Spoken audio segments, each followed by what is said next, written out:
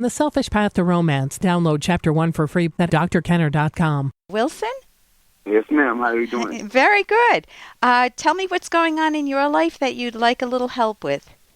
It's my girlfriend. She, when I'm a truck driver, right? I'm barely ever home. But when I Okay. do get home after a few days, she'll find something. She either get mad at someone else, try and take it out on me, or just find bad things, or just pick out my mess ups. I did this wrong. I'm not doing this right. And I sometimes I walk away. Majority of times I just walk away and just go out somewhere and come back a few hours. But I really, really like her. I really love her a lot. You know what I'm saying? One of these days I'm just gonna keep on walking. I don't really want to do that, but I don't know how to counteract when because she's got more. Her vocabulary is way more extensive than mine, and she knows how to chop you up. You know? Okay. It makes me feel bad. So something's getting her upset. And the Right. question is, what is it? If she doesn't feel understood by you, then she may be very upset. If she feels abandoned by you, if she feels you may be cheating on her because you're away you're away for a few days and then you come back. If she has done anything in her own life, maybe she cheated on you, and I don't, obviously I don't know her at all. Then she might be feeling guilty, and sometimes we accuse someone else of the thing that we're guilty of. So, Right. what can you do do you think you know what one core issue might be below all of the surface nitpicking and getting angry with you, and you're not doing this right, you're not doing that right? I would, she makes a lot of bills, right? Yeah. And every time I turn around and she got another bill to pay, and another this. I do majority of it. I be trying to tell you, what I'm saying? You got to slow on this because I got other bills myself. I got 3 households I take care of, Okay. She's just one of them. Yeah. So, I don't know. It could be money issues sometimes. When you say you I have don't- 3 households, what are the 3 households, Wilson? What do you refer? See, I live by myself, and my daughter is in the custody of my sister, so I pretty much take care of them too. And then my girlfriend. And then you Yeah, take care. also. How long have you been with your girlfriend? About 4 years now. That's quite an investment in time. When did it go really well with her? When I first met her, Yeah, what was good about it? we never argued. Went everywhere. We went all over. We traveled a lot. But then I wasn't driving truck also, so I don't know. I don't know where it started going wrong. Okay, so that's one question to ask her in a moment when you're both calm.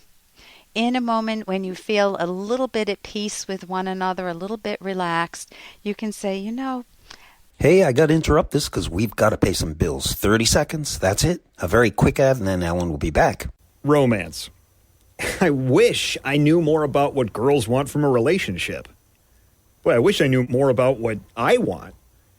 Where's that ad I saw? Here it is. The Selfish Path to Romance, a serious romance guidebook. Download Chapter 1 for free at selfishromance.com and buy it at amazon.com. The Selfish Path to Romance. That is interesting. in a moment when you feel a little bit at peace with one another, a little bit relaxed, you can say, do you remember, bring her back to the time when it was good. Do you remember how nice it was when we first met? We could talk up a storm with one another. We felt so at home with one another. We felt understood by one another. We felt that connection. What do you think is happening? Help me understand it from your perspective. That's what I would say to her. I would use a skill right there, Wilson, of drawing her out. I don't want to say yes, buts. In psychology, you know where your butt is, right? We say no buts. Yeah. Because if I said, yes, you're a good kid, but you don't think you're a good kid, right? So buts negate whatever comes before it when used in that context.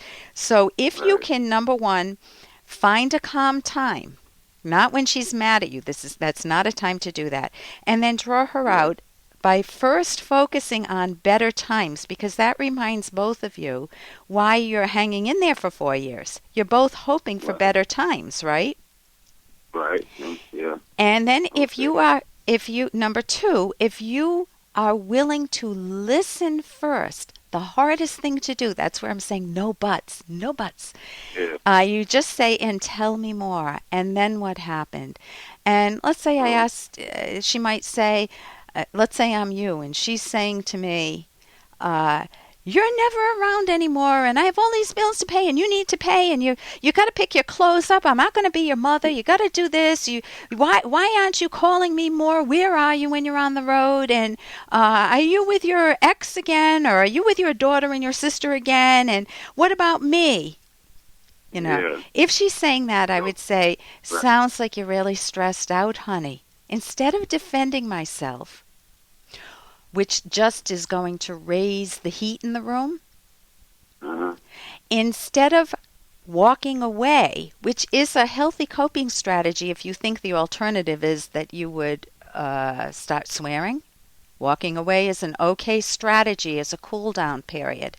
Walking Right. away, leaving it foggy, like I don't know, my boyfriend's walking away. If she's thinking this, my boyfriend's walking away, I don't know if he's walking out of my life like you said you might do someday, or I don't know if he's just Yeah. walking away for a day or for a cool down period or for a drink at the bar. You know, if she doesn't know why, that's not good. So you can give her a heads up, Wilson. Right. Okay, it just got a little staticky. Yeah. My co-driver just stepped into the truck. Oh, hi, co-driver. uh, Dr. Kenneth. That Dr. Kenneth said hi, bro. yeah. Yeah. Hi. Hey.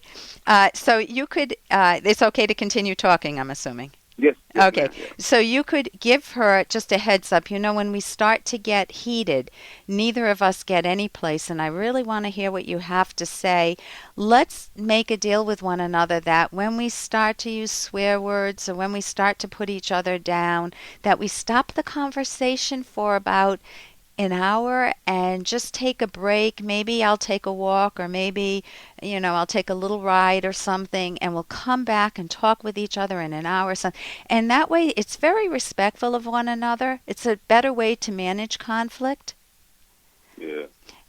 It sounds like it sounds doable. Yeah, and as I'm talking, I know we're at our last few seconds here, but tell me, what are your thoughts as I'm saying this?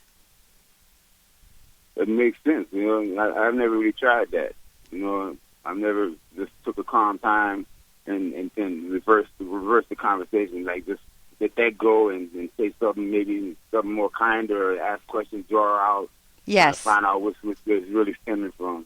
I never did that. Phenomenal. You could even look up active listening skills if you have an internet, and learn a little bit more. And eventually you also want to learn assertiveness skills, how to eventually tell her how you're feeling too without the yes buts, without the without getting a lot of Yeah. anger. It's a very difficult skill. Listen, I've written a book with Dr. Ed Locke. You can get It's called, unbelievable title, The Selfish Path to Romance, How to Love with Passion and Reason. Thank you so much for your call, Wilson. And here's a little more from Dr. Kenner. You going to the party? Well, actually, I think I'm going to pass. Oh, come on, Doc. You got to at least have a drink. Give him a hug. That is precisely what I'm trying to avoid. Since when did we become a society of huggers? God, we hug for everything nowadays. Hello, hug. Congratulations, hug. Nice haircut, hug. It's absurd. I mean, if we want to express some real emotion for someone, where is there left to go? I think you're way too uptight about that. No. I see the Doc's point. We all have different ways of saying goodbye. And that's really funny. I'm thinking of someone at the gym. I go to the gym. I enjoy Zumba, and I was at the gym, and I hadn't been there in a while, and a woman came over to me, threw her arms around me like we were long-lost buddies, best friends growing up, and she said, "Oh, it's so good to see you back." I don't think she knew my name. I didn't know her name. And I have to tell you, it felt good to be welcomed back that way for a split second, and then I thought, I don't even know her. This is a bit peculiar, that it doesn't feel sincere. So think about it in your life. Are there people who are huggers and you love it? It's a warmth. There's a genuineness there. They mean it.